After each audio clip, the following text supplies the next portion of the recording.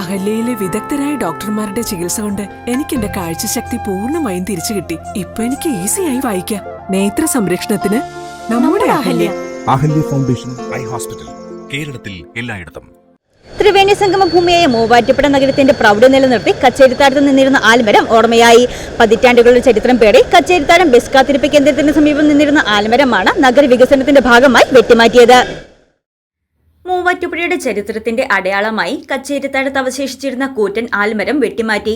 മൂവാറ്റുപുഴ നഗരവികസനത്തിന്റെ ഭാഗമായാണ് കച്ചേരിത്താഴം ജംഗ്ഷനിൽ തലയോർത്തി നിന്നിരുന്ന ആൽമരം വെട്ടിമാറ്റിയത്.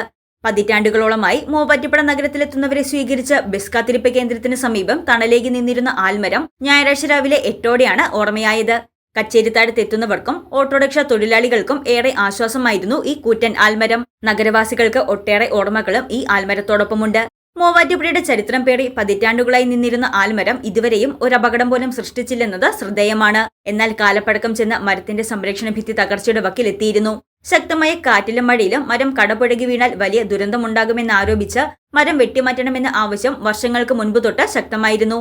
എന്നാൽ പ്രകൃതി സ്നേഹികളുടെ ഇടപെടൽ മൂലം ആൽമരം വെട്ടിമാറ്റുന്നതിനുള്ള ശ്രമം ഉപേക്ഷിക്കുകയായിരുന്നു.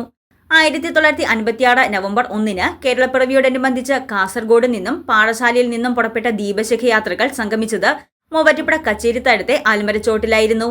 ആഘോഷങ്ങളിൽ പങ്കുചേരാൻ ഇവിടെ എത്യോപ്യൻ ചക്രവർത്തി ഹെയ്ലി സലാസിയും എത്തിയിരുന്നതായി ചരിത്രരേഖകളിൽ കാണാം. മൂവാറ്റുപുഴയുടെ ചരിത്ര അവശേഷിപ്പുകളും പേടി നിന്നിരുന്ന ആൽമരമാണ് ഇന്ന് ഓർമ്മയായത്. News desk Muvattupuzha news.